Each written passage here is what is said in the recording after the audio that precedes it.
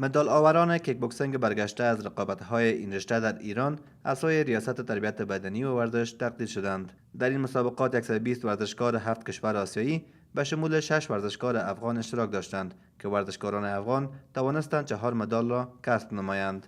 مسئولین این فدراسیون میگویند که این سفر برای ورزشکاران افغان پردستاورد بوده است.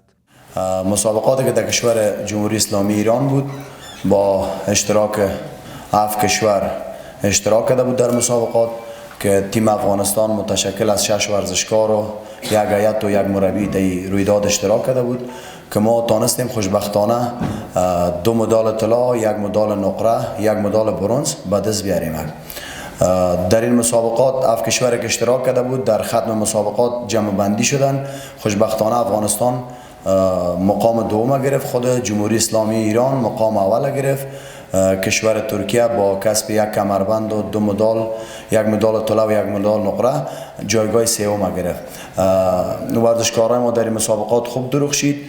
در وزن 51 کیلو جاوید زدران مقام اول گرفت که 2 حریف ایرانی داشت، 1 حریف پاکستانی مقام اول گرفت و همچنان یاسر در وزن 71 کیلوگرم 3 حریف داشت که 1 حریفش از ترکیه بود، 2 حریفش از ایران بود، عایز مقام اول شد و همچنان نجیب الله اوتک یکی از ملی پوشای دیگه ما که در وزن 65 کیلوگرم 2 حریف داشت، 2 حریف خدا برد. حریف سومیش از مهاجرین افغانستان بود که سر از او پس باخت، 1 حریفش از عراق بود، 1 حریف دیگه شم از ایران کورا برد، پس سر حریف افغانستانی خود که مهاجرین افغان بود سر از او باخت که جایگاه دوم گرفت و همچنان ناصر ملک زاده یک ملی پوش دیگه ما که در وزن 57 کیلوگرم بود، 1 حریف از کشور ایران برد، 1 استراحت داشت، در سیم فاینال پس با حریف ایرانی خود بازی را واگذار کرد که مقام سوم گرفت.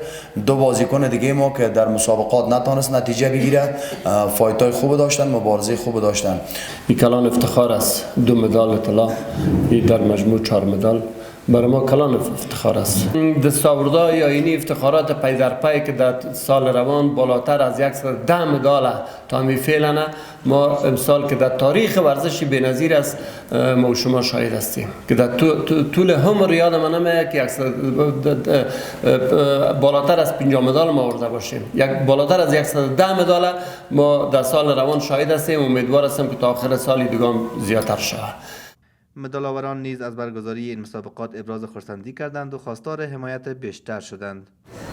بیش از 2 یا 2.5 ماه ما آمادگی برای مسابقات داشتیم و توانستیم که خوب آمادگی داشته باشیم در این مسابقات و خواست ما از امارات اسلامی افغانستان، از رئیس المپیک افغانستانی است که ورزشکارا را در سبک باشه تشویق کنن و به همچون مسابقه را یابی کنن که بتوانند که همچون مدال و همچون دستاورد برای افغانستان داشته باشند.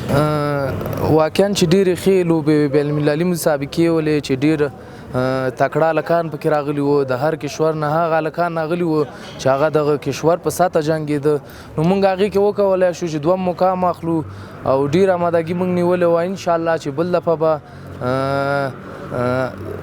اول مقام راوړم دغه ملت ته دغه بیرغ دپاره. او یو خواهش مې د دغه پیسهدارانو او دغه فدراسیون د خوا نه چې باید موږ حمایه شو، موږ ورزشکاران دغه ټول ورزشکاران باید حمایه شي ځکه چې همدغه د افغانستان ویاړ دی او همدغه بیرغ په هر کشور کې جیګی. به اساس جنبندی ورزشکاران ایران مقام نخست، افغانستان دوم و کشور ترکیه مقام سوم را از آن خود کردند. آژانس خبری پژواک انعکاس دهنده حقایق.